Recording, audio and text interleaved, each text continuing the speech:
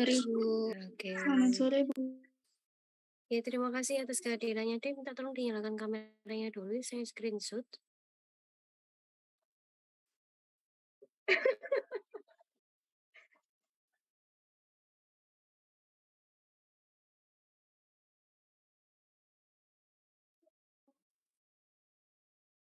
Nggak tahu.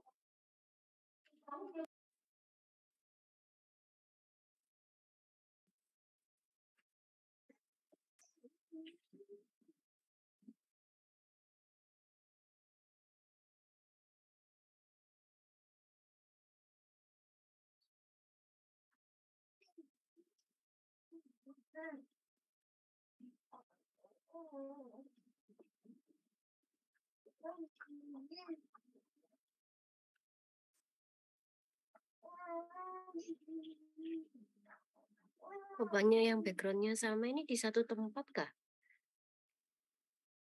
Iya, Bu, kami habis kelas. Iya, Bu, Kelas habis apa, ada Dek? kelas Kelas apa, Dek? organisasi dan manajemen industri. Oh, oke. Oh, jadwal asli atau jadwal perubahan? Ganti. Jadwal asli. Oh, selesainya jam. Oh, oke. Oke, saya screenshot sebentar ya. 1, 2, 3.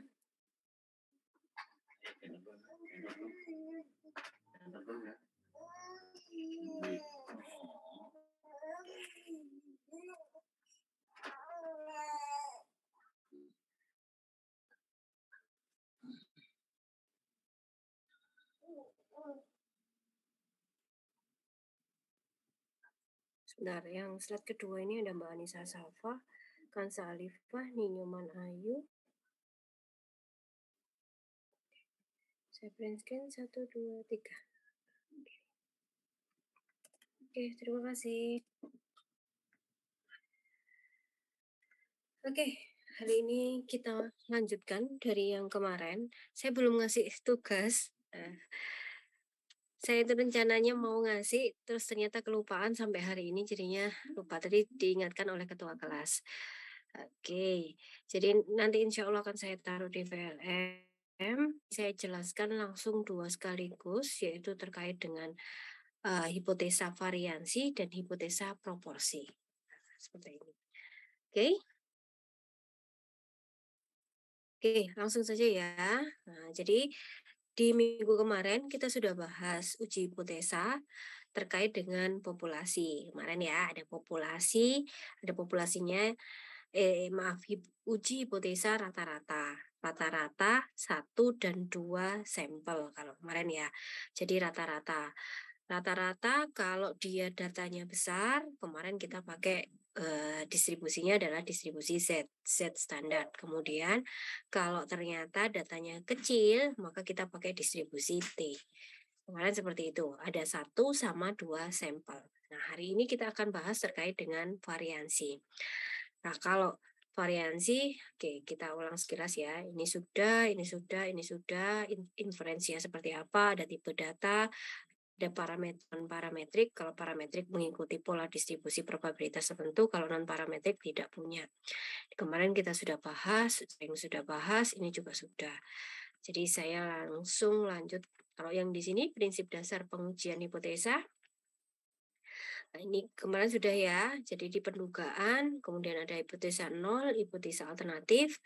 Kalau tanda baca hipotesa alternatifnya adalah tidak sama dengan jadi 2 arah, tapi kalau ternyata tanda bacanya lebih besar atau kurang dari 1 arah. Ini ya kemarin. Penolakan daerah penerimaan titik kritis, ini kita sudah sering bahas. Hipotesa 0, menerima hipotesa 0 artinya adalah kita gagal menolak hipotesa 0. Jadi kita menerima H0 sama menolak hipotesa 0, berarti kita menerima hipotesa alternatif. Ini kemarin ada p-value, selain kita ngitung dengan menggunakan titik kritis yang di sini, daerah penolakan sama daerah penerimaan, maka kita bisa juga pakai p-value. Kemarin kita bisa ngitung ya, kalau p-value kita melihatnya dari alfa. P-value itu dari nilai yang kita hitung, statistik hitungnya, terus kita kembalikan lagi ke tabel. Kemudian kita bandingkan dengan alfa, itu yang kemarin. Ini langkah-langkah uji hipotesa, ini juga setiap ini selalu ada, jadi kita tentukan tujuan, hipotesa, uji statistik kita pilih, tingkat keberhasilan kita buat daerah keputusan, kita hitung statistik uji, dan kita tarik kesimpulan. Nah, ini sudah, jadi langsung lanjut, ini selalu diulang-ulang supaya kalian ingat. Oke, nah di dalam variansi, distribusi yang kita gunakan adalah distribusi chi-square. Dan nanti kita pakai yang namanya distribusi Fisher-F. Nah, distribusi Fisher-F ini banyak digunakan, baik nanti ketika ini menguji dengan namanya ada ANOVA, Analysis of Variance. Jadi distribusi chi-square. Kalau kemarin kita lihatnya distribusi normal sama distribusi T-student bilangnya kalau kemarin. Nah, di sini kalau distribusi normal kita punya parameternya mu sama standar deviasi, ini PDF-nya, ini CDF. CDF itu cumulative distribution function, bentuknya seperti ini kalau kumulatif, kalau probability-nya bentuknya seperti lonceng. Kemarin ini ya, notasinya ini untuk diketahui. Nah, sekarang kalau chi-square, ini ada hubungannya chi-square dengan distribusi normal. Nah, di sini jika X adalah variabel acak independen berdistribusi normal dengan derajat kebebasan sebesar V, maka ini ya, chi kuadrat, C square itu kan kuadrat, jadi C square adalah variabel acak berdistribusi chi-square. Ada yang bilang C square, ada yang chi-square. Parameternya adalah pakai V, degree of freedom. Jadi ini ada derajat kebebasan kalau di bahasa Indonesia kan. Ini rumusnya PDF, ini rumusnya CDF. CDF itu ketika dijumlahkan. Notasinya seperti ini. Parameternya nanti kita pakai degree of freedom. Min-nya rata-rata mu-nya sama dengan degree of freedom. Variansinya itu adalah 2 kali degree of freedom. Ini adalah tabel yang digunakan. Jadi kita ada alpha dan ada degree of freedom-nya. Oke, suara saya terdengar jelas, Dek? Atau terdengar kecil? Terdengar, Bu. Terdengar jelas, Bu. Sangat jelas, Bu. Oke, terima kasih responnya. Jadi di sini ada alfanya. Nanti kita tinggal pilih, misalnya alfanya adalah 0,05, maka bergantung derajat kebebasan. Nanti kita bahas derajat kebebasan itu apa. Ini cara membaca tabel dulu. Jika alfa semakin besar, maka peluang chi-square-nya ini ya, chi kuadratnya itu kurang dari chi kuadrat alfa. Jadi peluangnya ini semakin kecil dan peluang yang kurang dari itu semakin kecil dan peluang yang lebih besar itu akan semakin besar. Jadi kalau misalnya semakin besar alfa, maka peluang yang kurang dari itu kalau semakin besar kan alfanya semakin ke sini deh, semakin ke kiri. Nah, kalau ternyata ini ya, kalau alfanya semakin besar, maka peluang yang kurang ini akan menjadi semakin kecil, peluang yang besar akan menjadi besar, semakin besar. Nah, nanti cara melihatnya adalah di sini alfanya berapa? 0,05 misalnya. Alfanya 0,5, V-nya derajat kebebasannya 9, maka kita dapatkan nilai adalah P X kuadratnya adalah lebih besar dari 16,92. Jadi pakai yang di sini, chi-square-nya. Jadi probabilitas chi-square-nya lebih besar dari 16,92 adalah 0,05. Jadi di sini alfanya. Nah, kemudian kalau ternyata di sini kita cek, di sini misalnya alfanya 0,90, maka dengan derajat kebebasan 9, maka kita dapatkan 4,17. Jadi ya, PX-nya lebih besar dari 4,7, 0,9, maka ada di left tail. Dia ada di sisi kiri. Nah, jadi kita bisa lihat tadi kalau semakin besar alfanya semakin besar, maka yang kurang dari akan semakin kecil, yang lebih besar akan semakin besar. Nah, seperti itu gambarannya kalau kita pakai alfa. Jadi kita lihatnya adalah dari alfa sama derajat kebebasan. Ini kalau 0,05 DF-nya 9, 0,5 derajat kebebasannya 9 ketemu yang di sini. Kalau ini 0,9 maka derajat dengan DF 9 maka ketemunya 4,17. Itu cara membacanya. Oke. Nah, sekarang kalau ini kebalikannya. Kalau yang diketahui 15, tapi derajat kebebasannya 9, maka alfanya berapa? Atau p-value-nya berapa?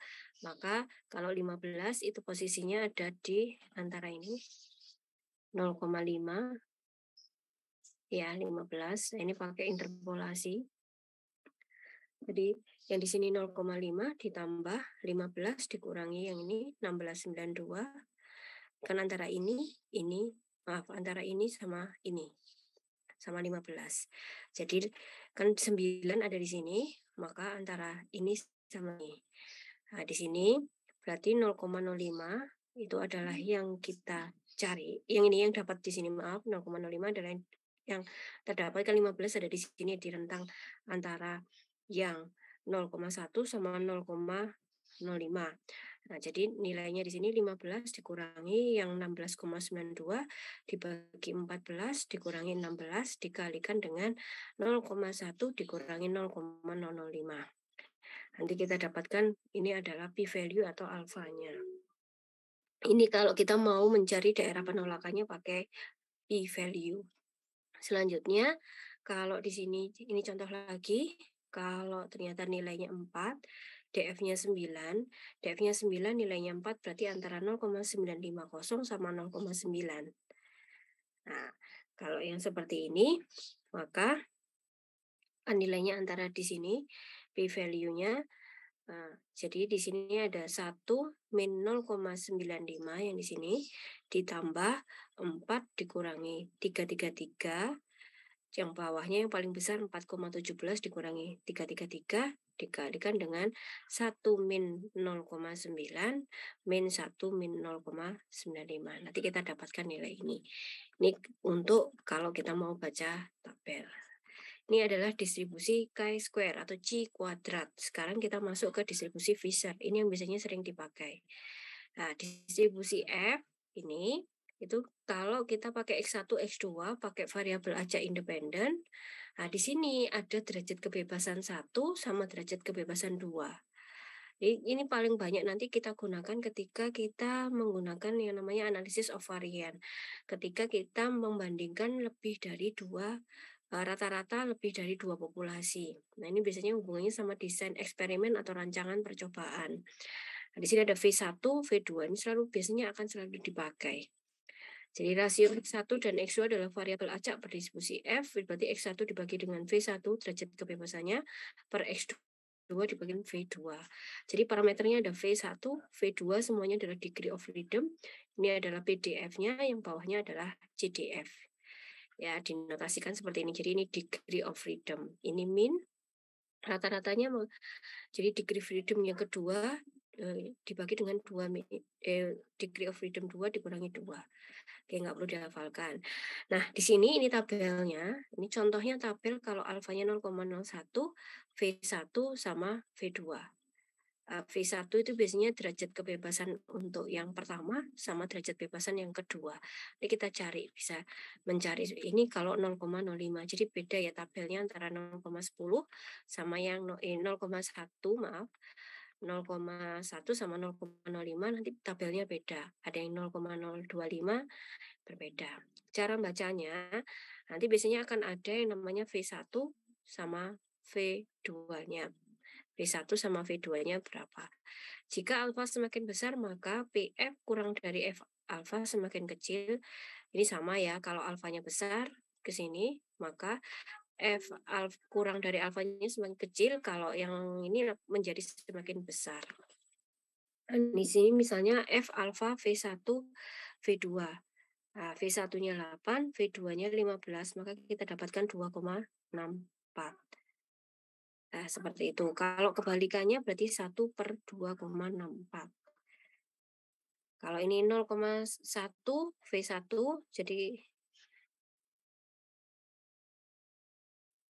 jadi kalau di sini 8, jadi V1-nya 8, ininya 15, ketemunya 2,12.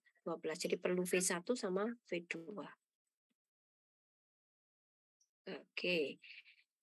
Kemudian kalau di sini, nah ini tadi, nah kalau PF-nya 0,05, kemudian F-nya menjadi 0,95, ini DF1-nya 8, DF2-nya 15.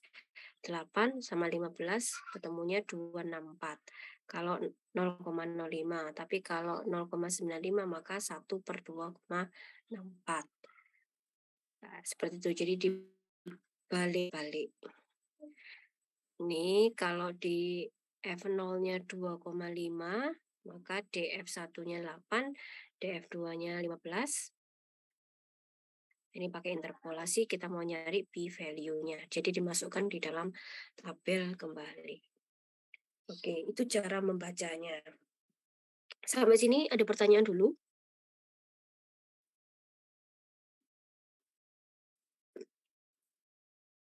Kalau ini Cukup, Bu. ya, oke, terima kasih.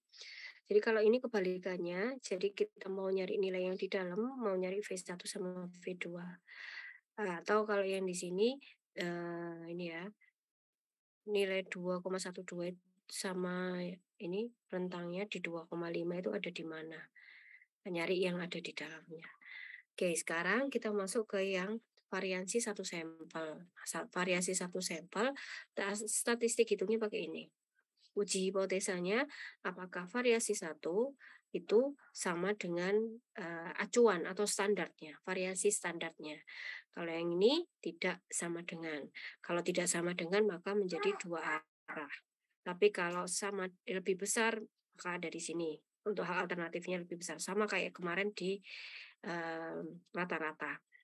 Ini nol hipotesisnya, tes statistiknya pakai rumus ini.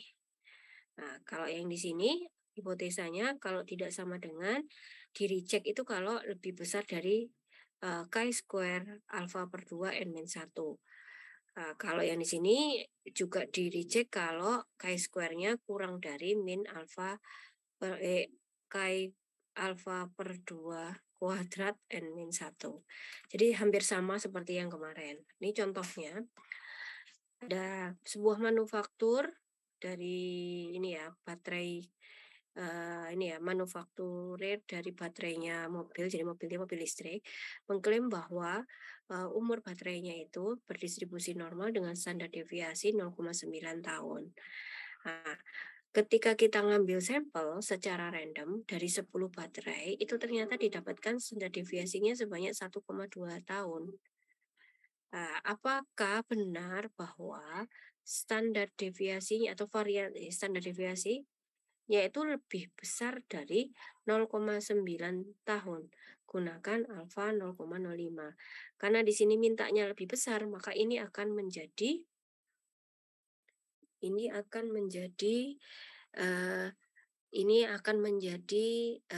hipotesa alternatifnya.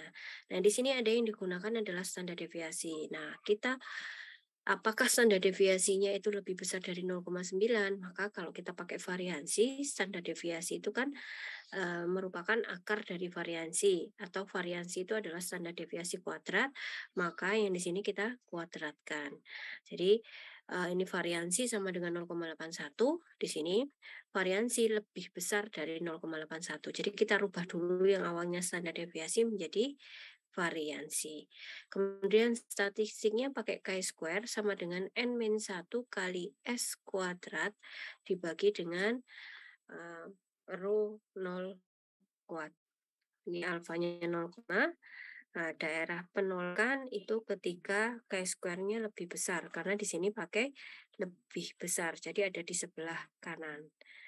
Nah, kita ngelihatnya di sini, sampelnya ada 10. Kita mau nyari degree of freedom itu adalah 10 min 1. Jadi ketemu degree of freedom-nya 9, itu dari jumlah sampelnya 10 dikurangi 1. Makanya di sini ketemu degree of freedom-nya 9.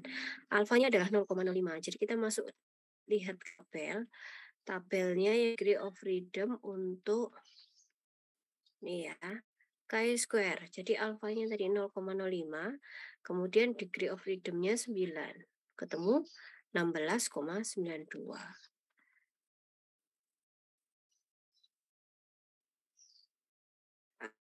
Ya, 16,92. Kalau tadi 2 angka di belakang koma, ini 3 angka di belakang koma. Jadi ini daerah penolakannya adalah ketika 16,919 atau 16,92 itu ditolak. Kemudian kita hitung pakai rumus yang di sini. N-1. N-1 10 dikurangi 1 jadi 9 dikalikan dengan S kuadrat. S kuadrat itu adalah standar deviasi yang ini. 12 dikuadratkan. Nah, ini 1,2 tahun dikuadratkan maka ketemunya 1,44. N-nya 10. Jadi 10 min 1 di sini 1,44 karena di sini ini gini ya, kalau yang di sini itu standar deviasinya adalah standar deviasinya ketika kita ngambil sampel. Kalau yang di sini adalah standar deviasinya yang menjadi patokan atau standar. Kalau standar itu namanya yang 0, yang ini. Ini standarnya, sama kayak kemarin di rata-rata. Nah, seperti itu jadi 9 kali 1,44 dibagi dengan 0,81. 0,81 itu adalah yang ini ya, variansi yang jadi standarnya kita. Variansi jadi standar ketemu 16. 16 di sini kita lihat 16 posisinya ada di kanan atau di kiri? Daerah penolakan 16 persis. Kanan. Di kanan atau di kiri 16 persis? Di kiri, Bu. Di kiri, betul, di kiri. Jadi karena 16 ada di kirinya, dia tidak masuk di daerah penolakan sini, sehingga kita bisa, ini ya, kita bisa menerima H0. Nah, artinya kita menerima H0, artinya bahwa tidak signifikan, ya, tidak signifikan pada level ini. Jadi gini, berdasarkan dari ini boleh dihitung pakai p-value, boleh dihitung langsung dari sini ke sini. Kalau kita sudah lihat ini 16 kita bandingkan dengan sini atau kita pakai p-value. P-value itu berarti yang dari 16 ini kita kembalikan ke dalam chi-square. Jadi dicari nilainya berapa. Ini didapatkan p-value-nya 0,07. Nah, kalau 0,07 kita bandingkan dengan alfa, ternyata 0,07 lebih besar daripada 0,05. Sehingga tidak ada evidence bahwa standar deviasinya itu lebih besar dari 0,9 atau kita terima H0. Kalau yang ini berarti kita tolak H alternatif. Berarti tidak ada bukti bahwa standar deviasinya itu lebih dari 0,9. Seperti itu gambarannya untuk yang diuji variansi satu sampel. Sampai sini mungkin ada pertanyaan dulu.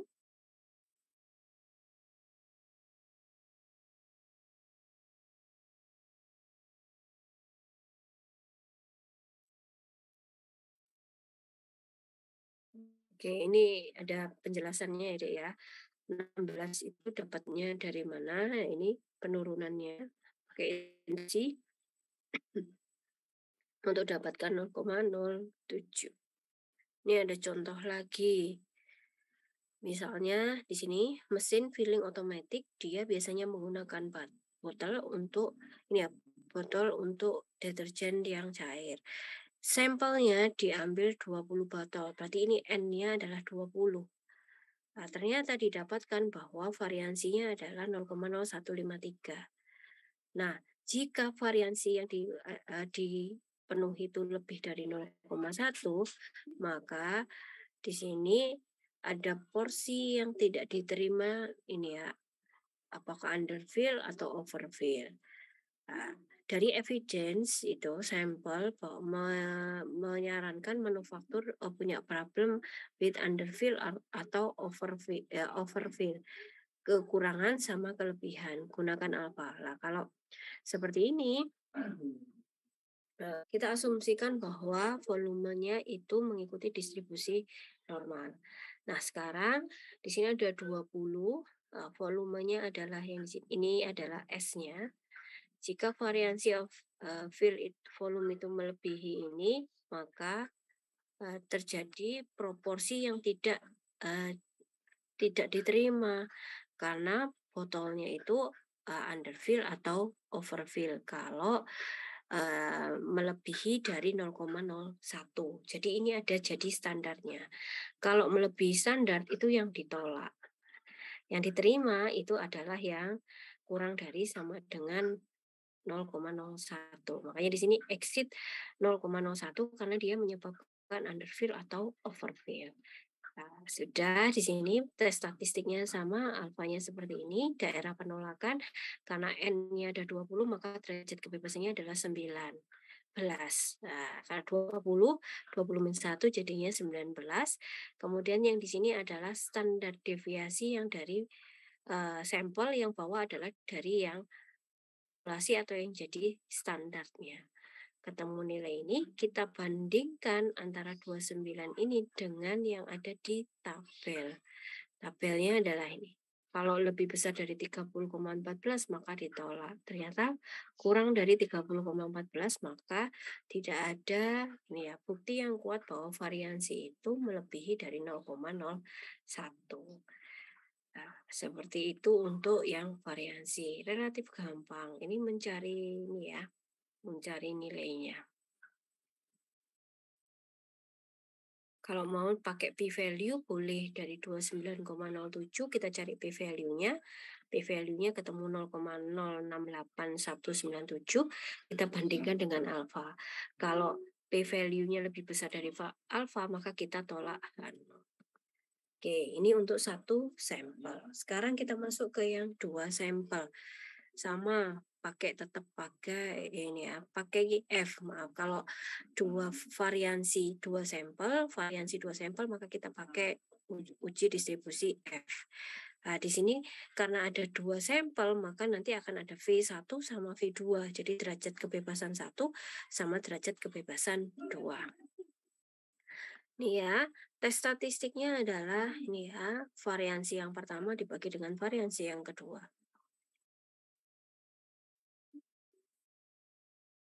Sekarang ini ada contohnya.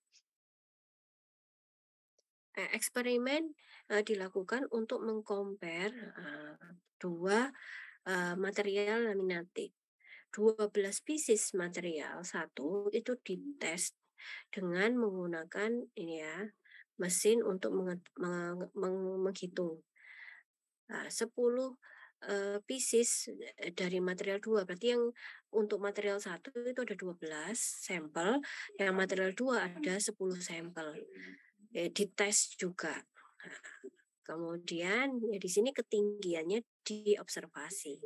Dari sampel 1 itu mendapatkan rata-rata ini ya 80 unit dengan rata 80 unit dengan standar deviasinya 4. Sedangkan untuk material 2 kita punya rata-ratanya 81, standar deviasinya adalah 5. Kita asumsikan bahwa populasinya itu mengikuti distribusi normal dan variansinya sama. Maka kita bisa buat asumsi, kita gunakan 0,1 alfanya. Apakah ini ya variansi 1 dan variansi 2 ya dari populasi material 1 ya itu berbeda atau tidak. Berbeda atau tidak, maka di sini nolnya pakai sama dengan, alternatifnya kita tidak pakai sama dengan. Tes statistiknya pakai ini. Critical region-nya itu, ini alfanya, maaf, harusnya ini signifikansinya 0,1 ya. Ini harusnya diganti 0,5. 0,1 benar, karena di sini maaf 0,1 karena di sini pertidaksamaan maka alfanya dibagi 2 jadi 0,05.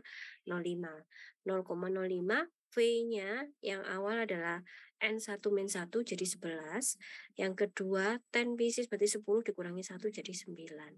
Jadi F 0,05 11,9. Nah, kita cari di tabel distribusi F. Tadi 0,05 11 9. 0,05 11 9. Ya, 0,05 11 V1-nya. Nggak bisa di tengah-tengah 9. 9 yang di sini.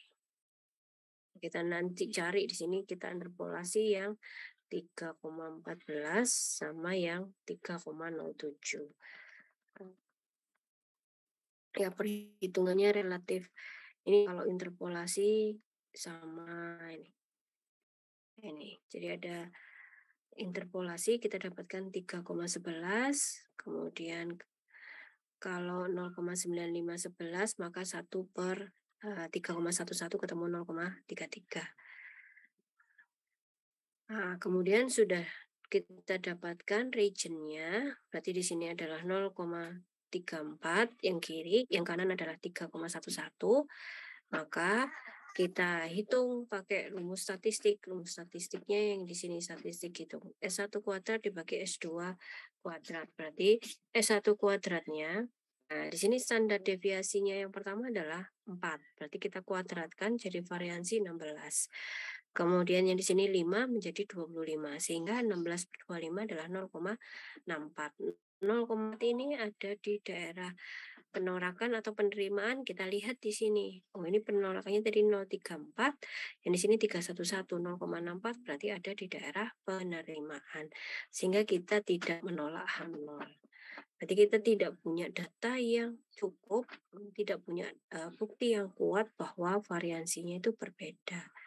Apakah yang variansi 1 dan variansi 2 berbeda? Nah, itu kita buktikan pakai seperti ini. Ini ada contoh lagi semikonduktor juga seperti itu. Jadi kalau sama atau berbeda pakai yang di sini. Tapi kalau misalnya apakah variansi yang pertama lebih besar, maka nanti yang berubah adalah H alternatifnya. Caranya sama kayak seperti tadi. Seperti itu. Jadi ini kalau kita pakai satu variansi, kalau satu variansi maka rumusnya pakai ini. Kalau dua variansi kita bagi, kita pakai uji F. Yang satu variansi kita pakai uji atau distribusinya adalah distribusi chi-square. Kalau yang di sini pakai distribusi F. Oke, sampai di sini ada pertanyaan dulu.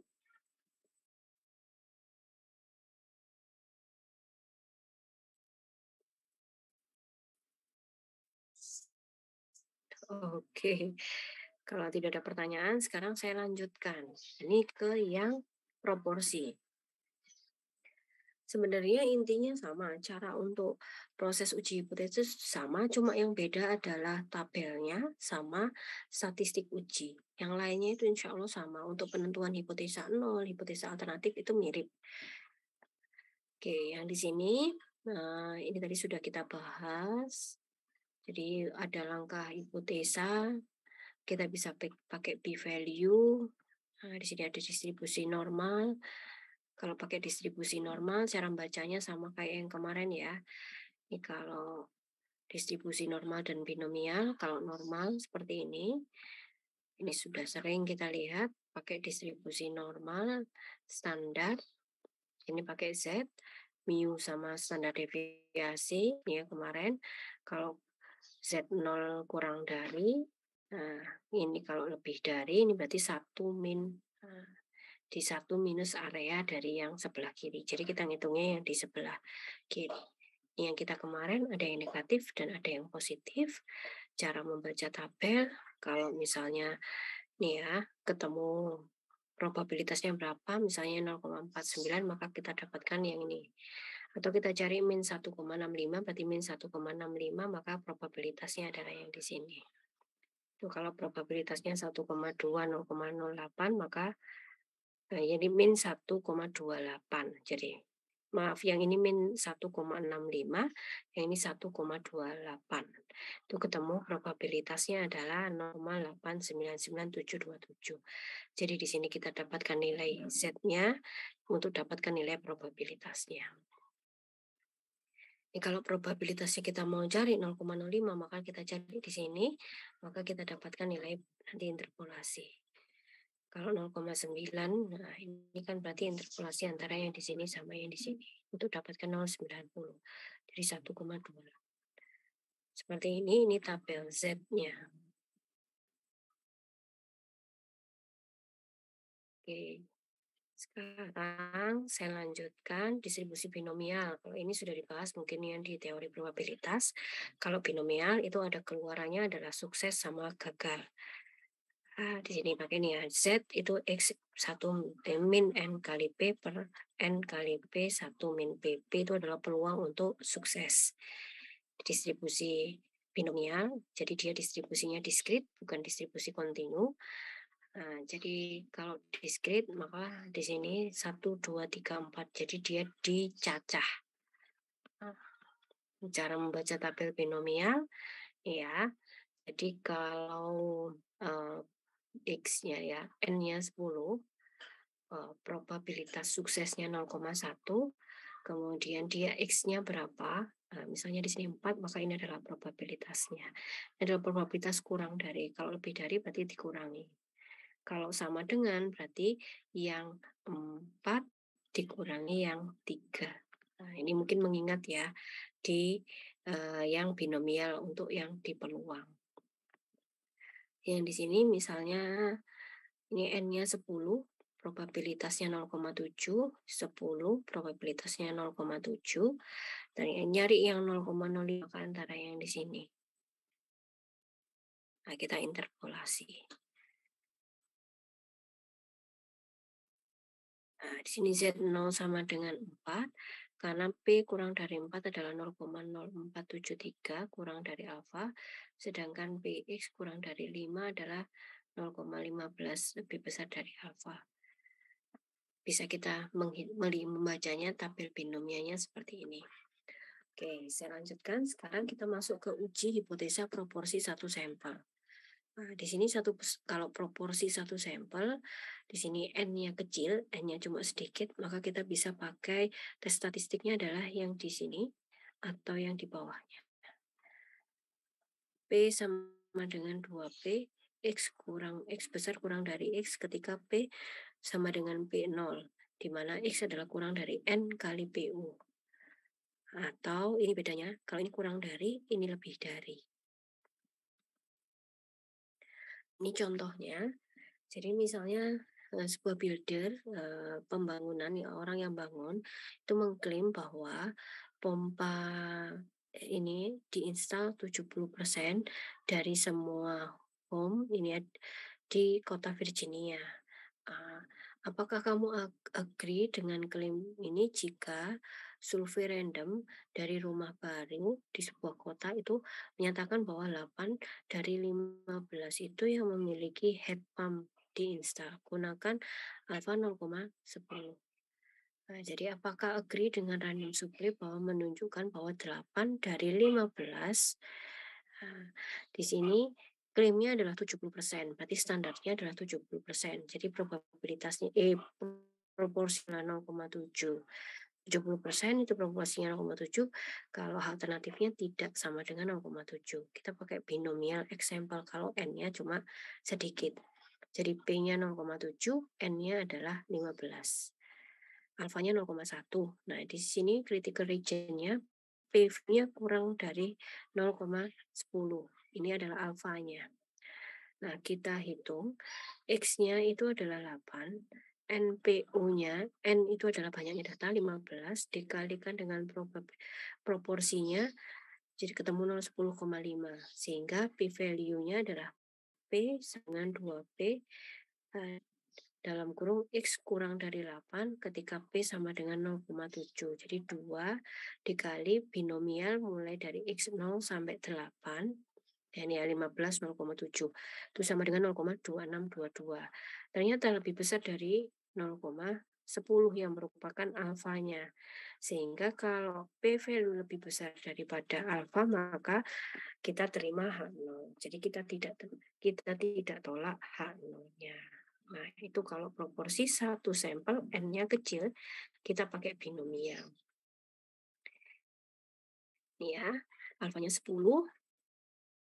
Jadi kita lihat di tabel distribusi, ini adalah prosesnya untuk dapatkan yang 8 di sini. Oke, kemudian kalau di sini N-nya besar, jadi N kali P berarti jumlah data dikalikan proporsinya lebih dari 5, dan N dikalikan 1 min P itu lebih besar dari 5, maka kita bisa pakai distribusi Z. Rumusnya bisa yang kiri, bisa yang tengah, atau bisa yang kanan. Boleh dipilih yang mana. Jadi ini atau. Jadi boleh dipilih antara 3 yang di sini. Ini sama kayak seperti biasa, kalau tidak sama dengan maka akan ada dua arah. Kalau lebih besar maka ada di sebelah kanan, kalau lebih kecil berarti ada di sebelah kiri. Ini contohnya, ini ya, terkait dengan obat, itu percaya bahwa keefektifannya adalah 60%. Nah, dari hasil percobaan didapatkan bahwa random sampel dari 10 orang yang menderita penyakit ini ya, menderita tension nervous, ya, sarafnya nervous, menunjukkan bahwa 70% itu menerima. Nah, dari sini apakah kita mendapatkan bukti yang kuat untuk memutuskan bahwa drug baru itu lebih baik dibandingkan yang dipreskripsi yang sebelumnya. Gunakan alfa. Kalau ngomong lebih baik maka P-nya adalah lebih besar dari 0,6. Nah, jadi lebih baik ya itu berarti dia lebih besar. Nah, di sini maka jadi H alternatif. Ini pakai rumus yang di sini. Z-nya ketemu kalau alfanya 0,05, Z-nya adalah 1,645. Di sini X-nya adalah 70, N-nya adalah 100, ada 100 orang, maka proporsinya adalah 70 dibagi 100 ketemu 0,7. Nah, Z sama dengan 0,7 dikurangi. Jadi standarnya ini 0,6 dibagi dengan standarnya kali Q0. Jadi standarnya 0,6 maka Q0-nya yang enggak jadi standarnya, jadi 1 min P0-nya itu jadinya 0,4 dibagi dengan banyaknya data. Ketemu nilai 2,04. 2,04 ini kita bandingkan dengan 1,645. Apakah 2,64 itu lebih besar daripada 1,645? Ternyata iya, 2,04 lebih besar dari 1,645, maka kita bisa bilang bahwa kita menolak H0. Berarti bahwa yang baru itu lebih baik dibandingkan dengan yang lama. Atau yang ini kita ganti ke nilai P value. P value-nya menjadi dicari di tabel, ini cara nyarinya. Nah, nanti dari yang dicari itu kita bandingkan dengan alfa. Alfanya adalah 0,05. Ternyata P value lebih kecil daripada 0,05, maka kita tolak H0. Itu untuk beli satu sampel.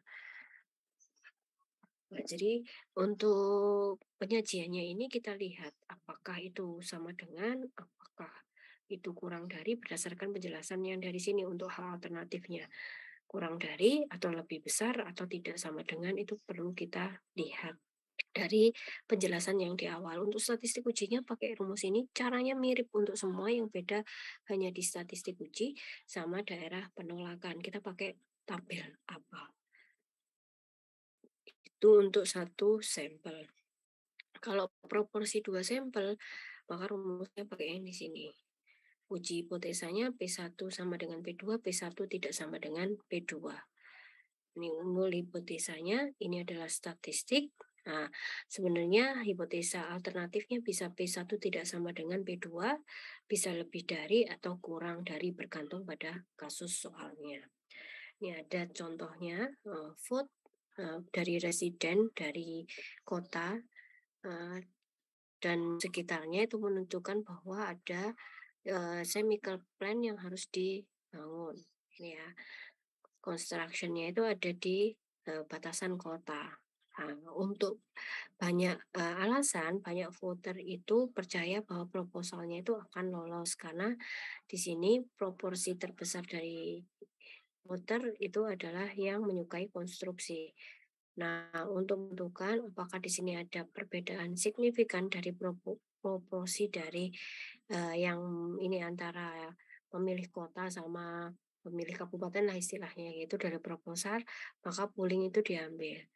Nah, di sini ada 120 dari 200 ini ya voter yang di kota itu dia menyukai proposal, dan 240 dari 500 residen ini pinggiran kotanya itu yang ini ya suka pada proposalnya. Apakah Anda ini ya setuju bahwa proporsi dari kota itu lebih besar dari proporsi dari country. Jadi yang misalnya kabupaten, kota sama kabupaten, saya gunakan alfa 0,5. Di sini lebih besar. Nah, kalau lebih besar maka kita pakai alternatifnya adalah yang pakai lebih besar. Kalau rumus-rumusnya tinggal ngikutin. Ini pakai karena sampelnya besar, maka pakai distribusi Z. Kita hitung ketemu 0,48, ya P1-nya ketemu ini ya, proporsinya 120 bagi 200, 120 bagi 200, ini 24 bagi 500, ketemu proporsinya seperti ini. Kemudian kita hitung, sehingga kita masukkan nilai Z, Z-nya adalah 2,9. 2,9 kita bandingkan dengan critical region. Kalau dia lebih besar maka diterima. Kalau ternyata P-nya ini lebih kecil maka kita tolak. Nah, ternyata ini ya. Kalau kalau lebih kecil maka kita terima, kalau lebih besar maka kita tolak. Di sini ketemunya 2,9, apakah lebih besar daripada 1,645? Oh, ternyata lebih besar. Kalau lebih besar maka kita tolak. Kita tolak H0 dan kita ya bahwa proporsi kota itu lebih besar dibandingkan dengan proporsi yang di kabupaten, misalnya seperti itu. Ini gambarannya, jadi lebih besar kita pakai rumus yang sudah ditentukan. Ini juga sama, cuma yang di sini kita perlu lihat kalau di sini ada 2 grup. Nah, satu grup menerima setelah ini dilihat apakah efektif atau enggak. Nah, di sini hipotesa alternatifnya dia pakai yang tidak sama dengan, sehingga reject hal ini ya. Hipotesa alternatifnya menjadi tidak sama dengan. Caranya sama seperti yang tadi. Jadi kalau di proporsi ada yang datanya kecil, kalau datanya kecil kita pakai distribusi binomial. Kalau datanya besar itu kita pakai distribusi Z. Kalau ada 2 proporsi maka kita pakai distribusi Z juga. Jadi distribusi Z untuk sampel yang besar, baik untuk satu populasi maupun 2 populasi. Tapi kalau satu populasi N-nya kecil, maka kita pakai distribusi binomial. Oke, sampai di sini mungkin ada pertanyaan dulu.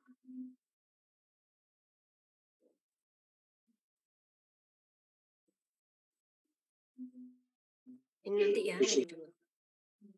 Ya, ada pertanyaan mungkin?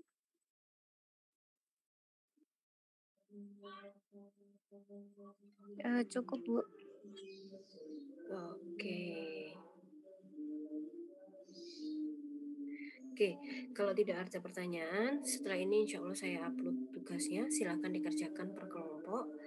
Nah, kemudian saya tambahin ya, boleh pakai tugasnya statistik non parametrik. Jadi nanti besok saya bisa di minggu depan saya bisa menjelaskan plus kita bahas latihan soalnya atau tugasnya. Seperti itu ya.